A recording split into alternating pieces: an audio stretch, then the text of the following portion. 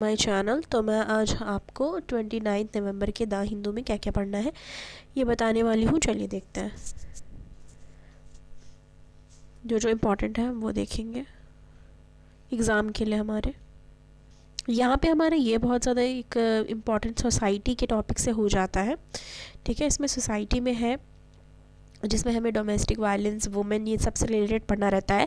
तो उसमें ये डोमेस्टिक वायलेंस से रिलेटेड यहाँ पे आप देख सकते हो है। तो ये सोसाइटी जीएस पेपर 1 के लिए इम्पॉर्टेंट है और जीएस पेपर 2 में भी पूछता है कभी कभी, पर जीएस पेपर 1 के लिए तो ये बहुत इंपॉर्टेंट है। सोसाइटी जो हमारा पोर्शन है सोसाइटी का, उसके लिए मेंस की बात मैं कर रही हूँ। इसमें है just ahead of international day for elimination of all form of violence against women, November 25.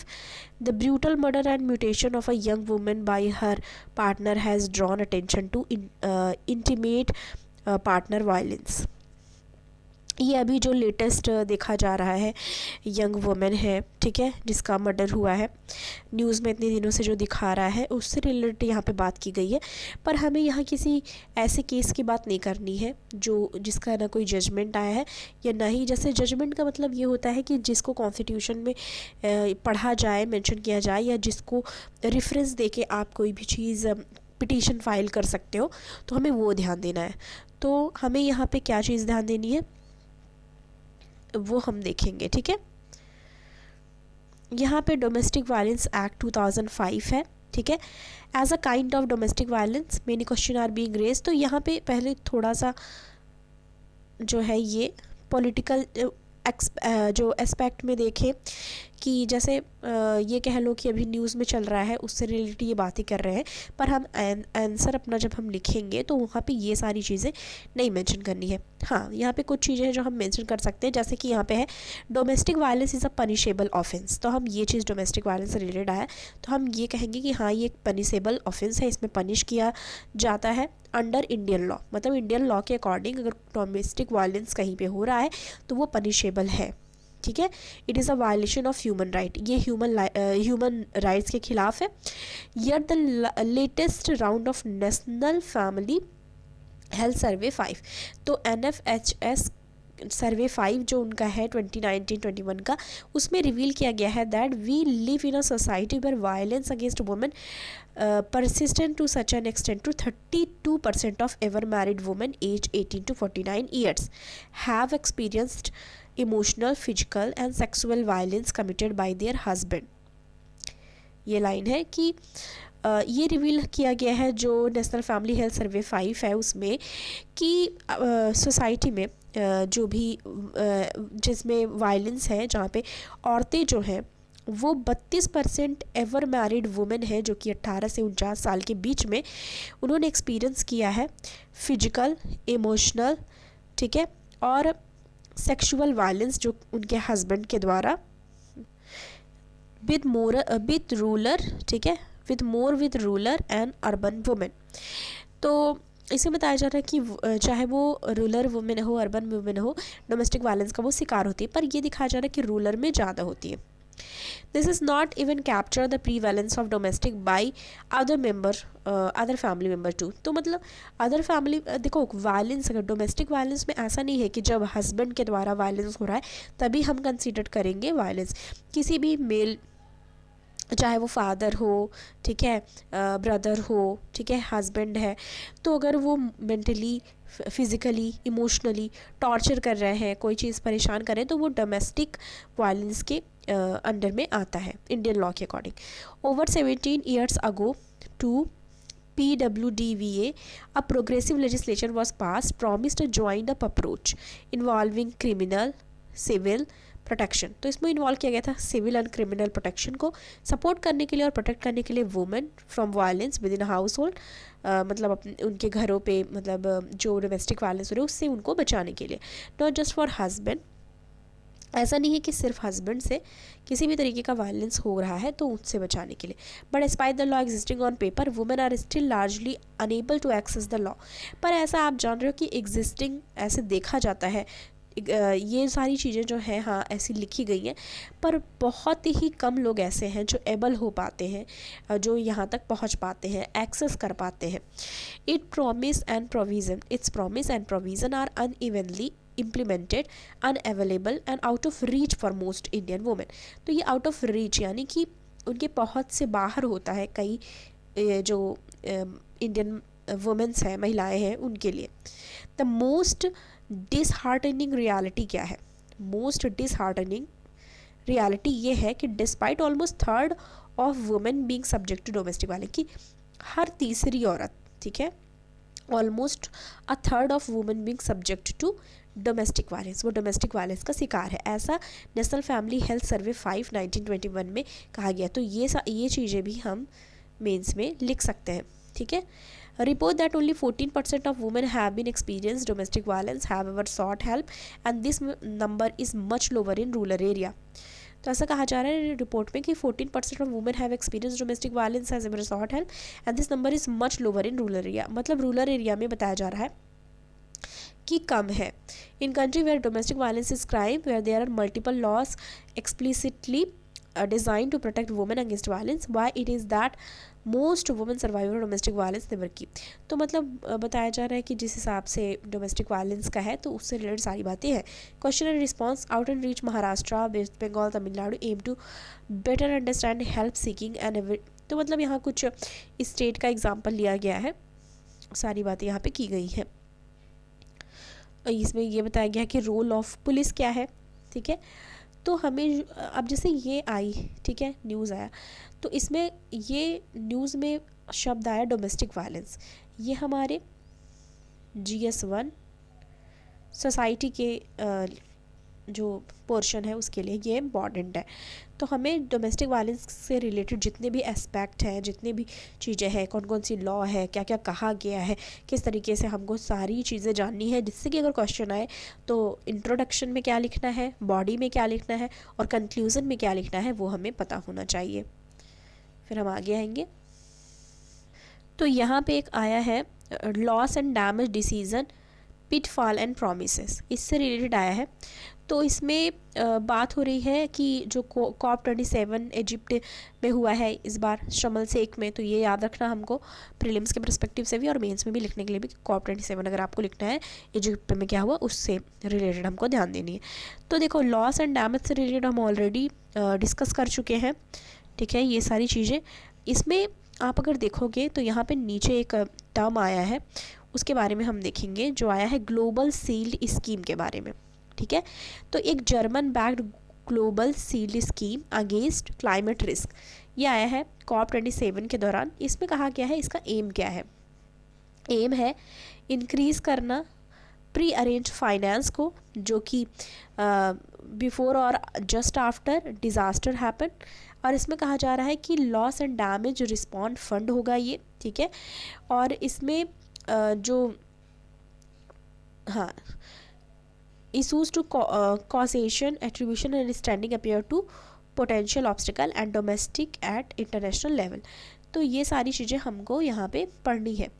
अब यहाँ पे देखो the highlight that substantial emission has ever come from fossil fuel source from non-annex 1 countries। non-annex 1 countries कौन सी है? इसमें है China, India, Saudi Arabia, south Africa, Iran, Brazil and Mexico और भी सारी कंट्रियां हैं जो यहाँ तक, तो इनको Annex 1 में बोला गया है। तो देखो इसमें हम सारी चीज़ें हमें नहीं कवर करनी है, हमें पहले तो ये देखना है ये टर्म, ठीक है, ग्लोबल सील्ड स्कीम के बारे में, और इससे रिलेटेड क्या है वो हमने शॉर्ट नोट में हम डिस्कस करेंगे। और ये जो लॉस एंड डैमेज से रिलेटेड हम पहले भी देख चुके हैं। फिर हम आगे आ जाएंगे। यहाँ पे आप देखो एक न्यूज़ आया है, देखो ध्यान कैसे गया कि टेक्स्ट एंड कॉन्टेक्स्ट वाले पेज पे, जो कि हमारा एक्सप्लेनर सीरीज़ रहता है, हमेशा इसमें हमारे एग्ज़ाम के रिलेटेड बहुत इंपॉर्टेंट आता है। तो आज इन्होंने कवर किया how FIFA is using short for outside decision से, सॉट या सॉट जो भी कहना है आप कह सकते हो अपने अकॉर्डिंग, ठीक है। सॉट कह लो या सॉट जो भी है, SAOT।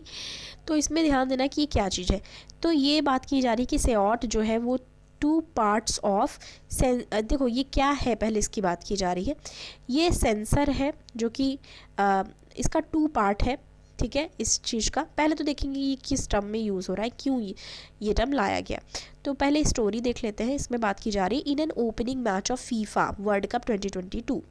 FIFA world cup football से जो रिलेटेड है, ठीक है। ओपनिंग हो रही है इसकी फीफा वर्ल्ड कप 2022 की। Host between host Qatar and Ecuador, Qatar और इक्वाडोर, ठीक है। Between host Qatar and Ecuador, ये चीज़ ओपनिंग सेरेमनी है। उस ओपनिंग मैच हो रहा है फीफा वर्ल्ड कप 2022।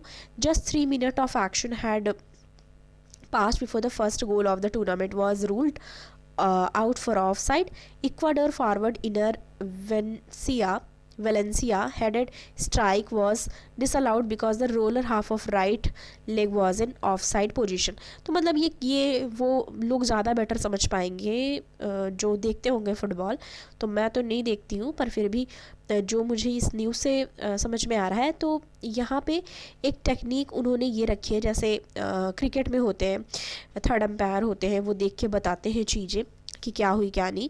तो उस हिसाब से यहाँ पे भी एक वीडियो असिस्टेंट रेफरी, ठीक है, एक टेक्नोलॉजी वो लार्जली जो मॉडर्न डे फुटबॉल के लिए लाई गई है, ठीक है। तो इसमें ये बताई जा रही है कि 3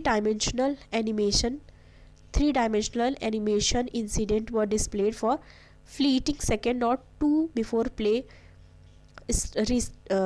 restart. FIFA brand new semi automated offset technology. तो इसका फुल फॉर्म यहाँ पे पता चल गया कि semi automated offside technology लाई है as response for quick decision. तो जो मैं मतलब इसमें जो लिखा है मैं उसके अकॉर्डिंग ही बता रही हूँ, अपने मन से कुछ नहीं बता रही हूँ कि लोग ये बोले कमेंट में कि आपने अपने मन से क्या बता दिया। ऐसा कुछ नहीं है, जो इसमें लिखा है मैं वो बता रही हूँ कि इन्होंने एक टेक्नोलॉजी लाई है जो कि रिस्पॉन्स करेगा क्विक डिसीज़न के लिए। मतलब ये एक क्विक डिसीज़न लेने में मदद करेगा वहाँ पे जो भी प्लेयर्स हैं उनके लिए। जैसे हमारे क्रिकेट में होता है थर्ड एम्पायर होता है, वो बताता है कि नॉट आउट है क्या है क्या नहीं, स्क्रीन भी होती है, स्क्रीन पे देख के। तो उसी हिसाब से इन्होंने एक AI based, artificial intelligence based एक semi automated offside technology लाई है, जिससे इनको डिसीज़न लेने में हेल्प होगी, ठीक है। तो यहाँ पे हम देख लेते हैं पहले समरी में क्या दिया है। तो ये जो है ये प्री के लिए इम्पॉर्टेंट हो सकता है, या फिर डिजिटल टेक्नोलॉजी या इससे रिलेटेड आए हमारा, तो हम उसमें उसको लिख सकते हैं। तो इसमें यहाँ पे बात की गई है FIFA has made it clear that set is only a confirmatory tool.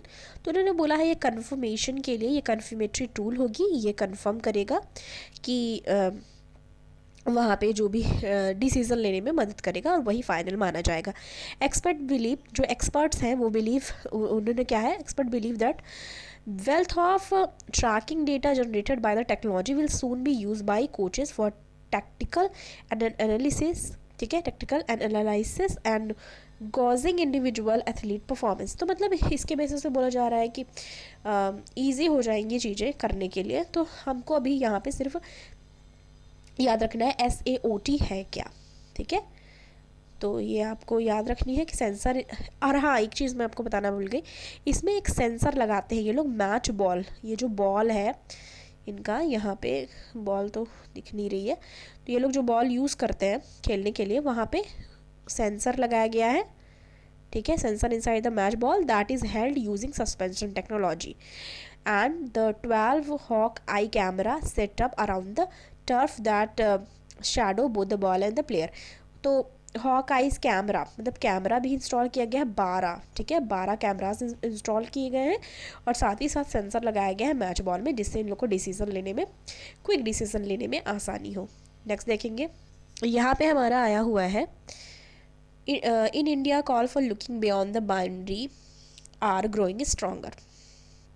तो यहाँ पे सुप्रीम कोर्ट ने नवंबर 25 को क्या बोला, द गवर्नमेंट सुप्रीम कोर्ट ने नवंबर 25 को बोला है गवर्नमेंट से रिस्पॉन्स करने के लिए, ठीक है, अलाउ करने के लिए solemnization of same sex marriage under civil marriage act. तो supreme court on the November 25 sought the government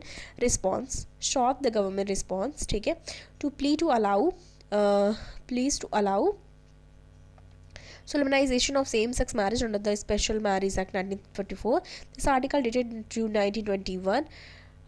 Manu Raj elaborate on the international precedents for same-sex marriage and call for expanding scope of marriage of including LGBTQ. तो supreme court supreme court में ये इससे related same sex से related जो ये चीज़ें हैं वो हमने पहले भी देखी थी. अब LGBTQI के टर्म में हमको फिर से ये चीज़ देखनी है, तो हम देखते हैं इसमें क्या बात हो रही है. तो हम वो चीज़ें ही देखेंगे जो हमें अपने आंसर में नोट करना है. ठीक है, तो यहाँ से हम अपने आंसर में क्या नोट कर सकते हैं वो याद रखना है. देखो, एक जजमेंट आया था मद्रास हाई कोर्ट का, उसमें बोला गया है, क्या बोला गया है कि right to choose and marry, तो पार्टनर को चूज करने का और शादी करने का एक यहाँ पे बोला गया है consider to be constitutionally guaranteed freedom, कि फ्रीडम होना चाहिए चूज़ करने के लिए और शादी करने के लिए. ठीक है, by doing so the supreme court held that the intimacies of marriage, बोला है इंटीमेसी जो है, इंटीमेसी है मैरिज की, lie with a core zone of privacy that is inviolable. तो ये एक प्राइवेसी का मुद्दा है, प्राइवेसी का मुद्दा है, यानी कि right to privacy, right to privacy, privacy का मुद्दा है. ठीक है, तो बस इतना यहाँ पे हमारा ये हमें ध्यान देना था. ठीक है, और आगे देखते हैं. और यहाँ पे एक चीज़ और बोली जा रही है कि ये वायलेट तब होगा, वायलेटिव तब होगा, वायलेशन इस चीज़ का तब होगा अगर, और इसको अनकॉन्स्टिट्यूशनल मान लिया जाएगा अगर ये वायलेट करता है आर्टिकल 14, 15 और 21 जो कॉन्स्टिट्यूशन में दिया है. तो यहाँ पे ये कहा जा रहा है कि किसी भी शादी को अनकॉन्स्टिट्यूशनल तब माना जाएगा जब वो आर्टिकल 14, 15 या 21 के जो कॉन्स्टिट्यूशन में दिया है उसको वायलेट करता है. तो a biological man and a biological woman, तो हाँ, तो मतलब ये इतनी चीज़ें हैं. तो बस इतनी चीज़ें हमको यहाँ पे ध्यान देनी थी. नेक्स्ट, तो ये था आज का हमारा द हिंदू का analysis. If you like it then please like, share and subscribe. Thank you.